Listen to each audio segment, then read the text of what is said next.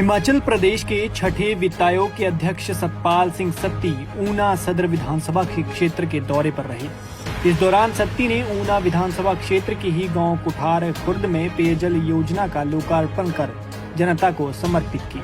41 लाख रुपए की लागत से बनकर तैयार हुई इस पेयजल योजना का लाभ कुठार खुर्द की 1365 जनसंख्या को मिलेगा।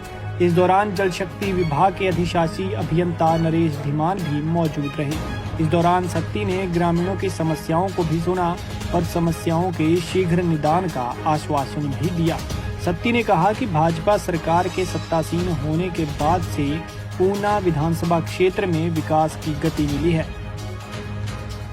सत्ती ने कहा कि भाजपा सरकार का लक्ष्य सड़क, बिजली, पानी जैसी मूलभूत सुविधाओं को जनता तक पहुंचाना है और आने वाले दिनों में भी क्षेत्र में विकास के नए आयाम स्थापित किए जाएंगे।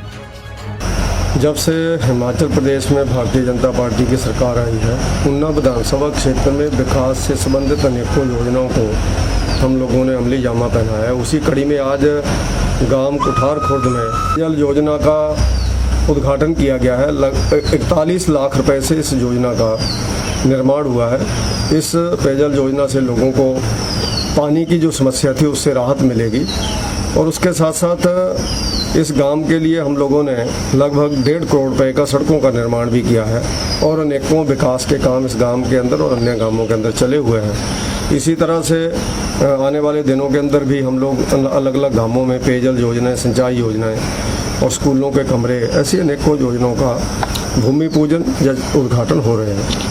वहीं कांग्रेस द्वारा महंगाई को लेकर लगातार लगाए जा रहे आरोपों पर पलटवार करते हुए सत्ती ने कहा कि कांग्रेस विपक्ष की भूमिका निभाने में पूरी तरह नाकाम रही है।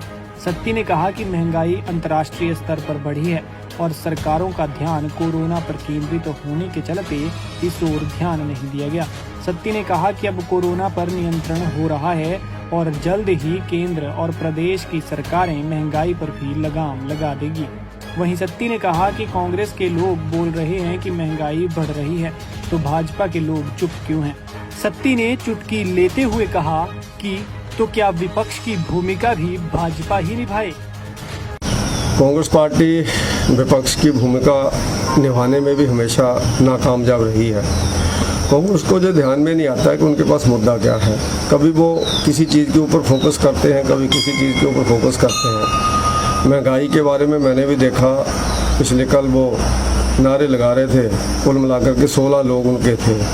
तो कांग्रेस की आज ये हालत हो गई है कि क्या स्थिति उनकी हो गई है। और उसके साथ साथ मुझे कई बार हंसी भी आती है। कांग्रेस के लोग बोलते हैं कि महंगाई बढ़ रही है, बीजेपी वाले अब चुप क्यों हैं। यानी वो चाहते हैं कि विपक्ष की भूमिका में भी हम भी जाएँ। उनको यानी विपक्ष की भूमिका अदा करने में भी दिक्कत आती है, हमेशा सत्ता में रहे हैं।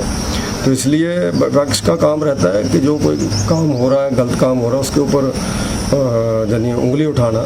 लेकिन जो अंतर्राष्ट्रीय स्तर पर आज महंगाई के कारण लोग परेशान हैं और अलग अलग जगहों पे अलग अलग इसके कारण है। ये सारी चीज़ें कंट्रोल में करने के लिए केंद्र सरकार और प्रदेश सरकार लगी हुई है। मुझे पूर्ण विश्वास है कि नरेंद्र मोदी जी इन सब चीज़ों के ऊपर भी कंट्रोल करेंगे। कोरोना के कारण कुछ चीज़ें की तरफ फोकस कम हुआ है, लेकिन अब कोरोना धीरे धीरे भगवान के आशीर्वाद से, जनता के सहयोग से कम हो रहा है। तो मुझे लगता है कि इस ओर भी ध्यान केंद्र सरकार और प्रदेश सरकारें देंगी।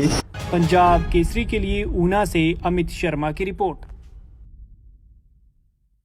हमसे जुड़े रहने के लिए हमारे YouTube चैनल को सब्सक्राइब करें और नई वीडियो की नोटिफिकेशन के लिए बेल आइकॉन को दबाएं।